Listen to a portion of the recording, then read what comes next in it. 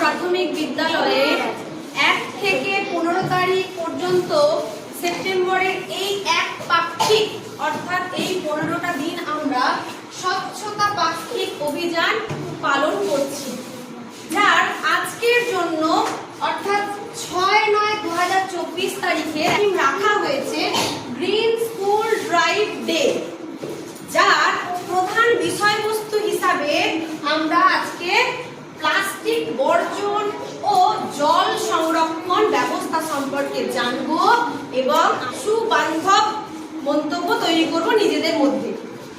দেখো, প্লাস্টিক বর্জন ও জল সংরক্ষণ, তোমরা ছোট, তোমরা প্লাস্টিক বলতে হয়তো শুধুমাত্র পলিথিন ব্যাগগুলো, যে ব্যাগে করে তোমাদের বাবা মারা বাজার থেকে কোনো জিনিস কিনে নিয়ে আসে, বা তোমরা তাতে ওই পলিথিনে করে কোনো কিছু কিনে একটা জায়গা থেকে আরেক জায়গায় নিয়ে যাও, সেই জিনিসগুলোকেই বোঝো। কিন্তু প্লাস্টিক বলতে শুধু প্লাস্টিক ব্যাগ বোঝায় না। প্লাস্টিক বলতে বোঝাচ্ছে প্লাস্টিকের বোতল। আমরা প্রত্যেক দিন সকালে যে টুথব্রাশটা দিয়ে দাঁত মাজছি, সেই টুথব্রাশ থেকে শুরু করে সমস্ত পুরো দিনটাই আমরা এই প্লাস্টিকের সঙ্গে জড়িয়ে গেছি ভীষণভাবে, যার ফলে আমরা আধুনিক জীবনে একটু শৌখিন হতে পারলেও আমাদের জীবনে এই প্লাস্টিক অনেক ক্ষতিকর প্রভাব ফেলছে। সব থেকে যে ক্ষতিকর প্রভাব ফেলছে সেটা হচ্ছে আমাদের জলজীবনে। জল সংরক্ষণের ক্ষেত্রে এটা একটা বড় বাধা তৈরি করছে। এই যে জল সংকটের একমাত্র বা অন্যতম কারণ তৈরি হচ্ছে এই প্লাস্টিকের জন্য। যে প্লাস্টিকগুলো প্রায় 100 বছরেও মাটির সঙ্গে মিশে যায় না।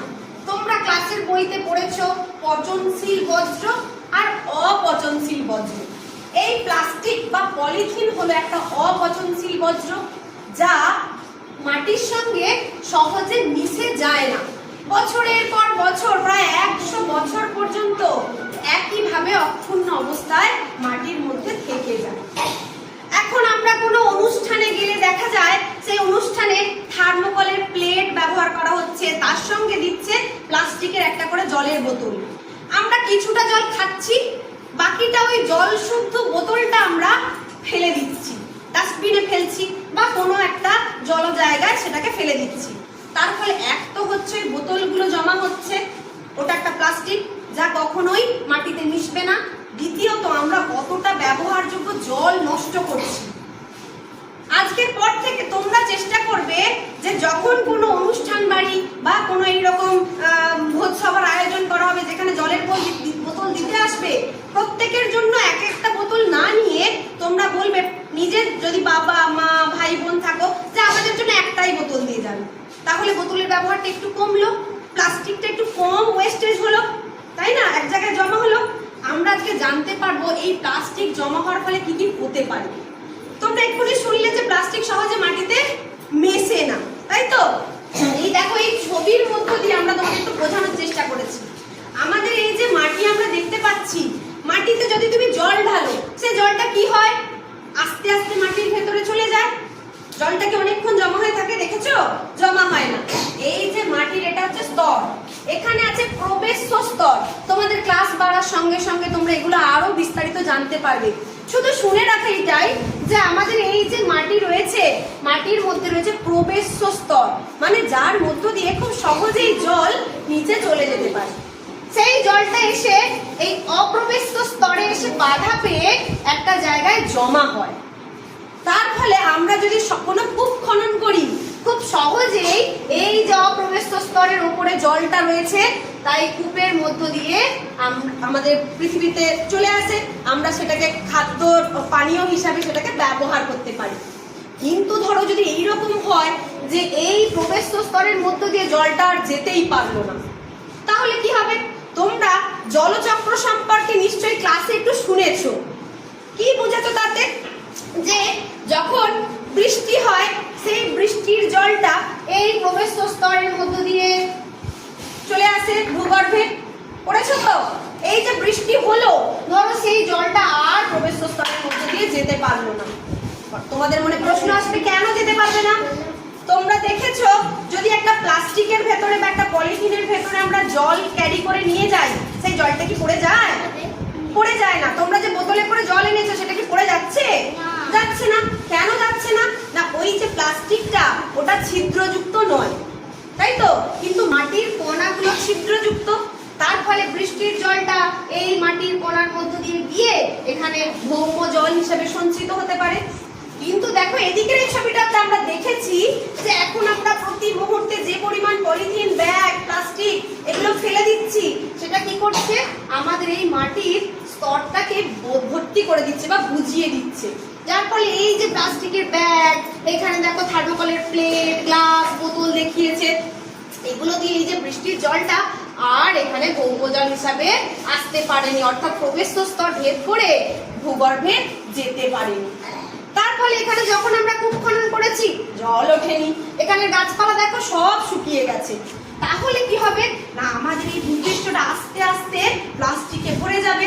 কোথাও একটা জায়গায় তুমি মাটি খুলে দেখো, মাটি খুঁড়তে গেলেই রাশি রাশি প্লাস্টিক উঠে আসছে, কারণ ওই প্লাস্টিক গুলো তো মাটির সঙ্গে মিশে যাচ্ছে না। যাচ্ছে কি? যাচ্ছে না। তার ফলে যে ওই বৃষ্টির জলটা সে সরাসরি মাটির তলায়ও যেতে পারছে না। তার ফলে আগামী দিনে যখন আমরা জলকষ্টে ভুগবো, আমাদের যখন খুব জল তেষ্টা পাবে, খাবারের জল দরকার হবে, আমরা কোথাও একটা কল করতে গেলেও জল পাবো না, কারণ মাটির তলাতে জলটা গিয়েই পৌঁছায়নি, সেই জলচক্রটা তো ঘটেইনি। তার ফলে আমরা সেই জলটা আর পেতে পারবো না। তাই আজ থেকে তোমাদের এটা সিদ্ধান্তে আসতে হবে, এটা তোমাদের দায়িত্ব সহকারে বাড়ির বড়দেরকেও বোঝাতে হবে যে আমরা নিজের থেকে প্লাস্টিক গুলো ব্যবহার করা কমিয়ে দেব। সরকারি কোনো আইন বা পদক্ষেপ নিয়ে যে এটা বন্ধ হবে সেটার আমরা আশা করব না। কারণ দেখো এই যে প্লাস্টিক গুলো শুধু যে আমরা মাছ মাংস ক্যারি করতেই ব্যবহার করি তা তো নয়। তোমরা দেখেছো এখন এই যে বড় বড় কোল্ড ড্রিঙ্কস এর বোতল, তাহলে ওই কোম্পানিটা সেটা ওই প্লাস্টিকের উপর নির্ভর করে চলছে। একটা সসের প্যাকেট, একটা শ্যাম্পুর প্যাকেট, এগুলো সবই প্লাস্টিক। তাহলে ওই কোম্পানিগুলো কি বন্ধ হয়ে যাবে? তাই আমরা কোনো রাজনৈতিক মন্তব্য না করে নিজেরা নিজেদের কথা ভেবে কি করব? না, আমরা এই প্লাস্টিক গুলোর ব্যবহার আস্তে আস্তে কমাবো। তার ফলে আমরা কি করতে পারি? এই যে যখন বাজারে যাচ্ছি, আমরা খালি হাতে চলে গিয়ে বাজারে গিয়ে মাছের যে বিক্রেতা তাকে বললাম হ্যাঁ ক্যারি ব্যাগে দিয়ে দিন, এটা না করে আমরা বাড়ির থেকেই একটা চটের ব্যাগ নিয়ে যাব। দেখো এইখানে আমি ক্রস দিয়ে দিয়েছি এই আঁকাটাতে, কেন? এটা প্লাস্টিক ব্যাগ, প্লাস্টিকটা আমরা ব্যবহার করব না, আমরা জুট ব্যাগ বা পাটের যে ব্যাগগুলো হয় সেগুলো ব্যবহার করব, বা কাপড়ের তৈরি ব্যাগ, যেটাকে আমরা খুব সহজে এসে ধুয়ে কেচে মিলে দিতে পারি, আবার পরিষ্কার হয়ে গেলে সেটা নিয়ে পরের দিন যেতে পারি। ঠিক আছে? আর ওটা থেকে তো কোনো দূষণও ছড়াবে না। এই যে প্লাস্টিক শুধু যে মাটিতে মেশে না তা নয়, হয়তো তোমাদের মনে প্রশ্ন আসতে পারে, তোমরা আশেপাশে দেখে থাকবে যে এক জায়গায় প্লাস্টিককে স্তূপ করে আগুন জ্বালিয়ে দেওয়া হলো, তাহলে তো আগুনে পুড়ে গেল।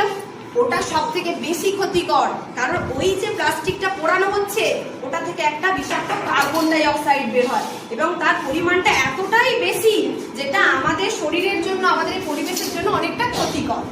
তাহলে দেখো এখনো পর্যন্ত আমি যা যা কথা বললাম, প্লাস্টিকের উপকার কটা পেলাম? সেভাবে কিছুই পাইনি, সবটাই পেয়েছে তার অপকার। সব থেকে বড় যেটা, সেটা হচ্ছে আগামী দিন কিন্তু আমাদের জল সংকটে ভুগতে হতে পারে, এরকম একটা দিন আসতে চলেছে যদি আমরা এখনই না প্লাস্টিকের ব্যবহার বন্ধ করতে পারি। তোমরা একটু বাগনানে গেলে বা একটু হাওড়া কলকাতার দিকে গেলে দেখতে পাবে একবার বৃষ্টি হয়েছে বা দু একদিন পর পর বৃষ্টি হয়েছে, তাতেই চারিদিক জলে ডুবে গেছে। অনেক অনেক নোংরা নোংরা জল, সেই জলে কত কিছু ভাসছে, সেই জলের ওপর দিয়ে দিয়েই তাদের যেতে হচ্ছে। কেন হয়েছে? তাহলে কি তাদের সেখানে বেশি বৃষ্টি হয়েছিল? ঘটনাটা তা নয়, তারা অনেক বেশি বেশি পলিথিন, প্লাস্টিক এগুলো ফেলেছে। তার ফলে তাদের যে ড্রেনেজ সিস্টেম, তাদের যে নদী নালা, যে নালাগুলো, সেগুলো সব পলিথিনে আটকে গেছে। তার ফলে সেই জলটা দিয়ে পরিষ্কারভাবে নদীতে বেরোতে পারছে না। ঠিক আছে? আর সেই জলটাই তাদের বাড়ির মধ্যে ঢুকে যাচ্ছে, জলের ওপর দিয়ে দিয়ে তাদের যেতে হচ্ছে। তাহলে এটা কেন হয়েছে?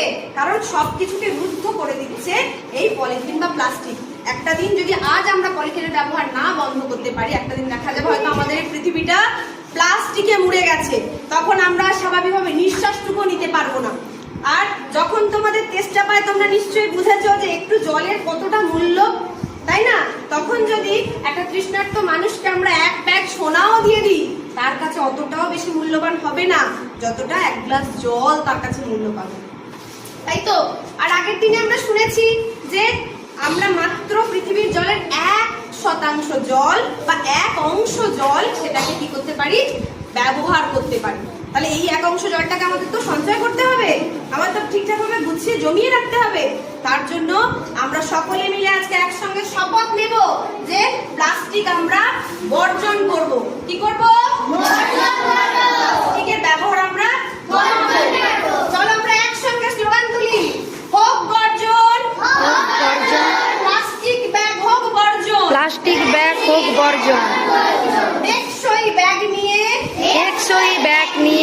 বাজারে চলুন, রাক্ষস পলি ব্যাগ বর্জন করুন, করজল সাশ্রয়,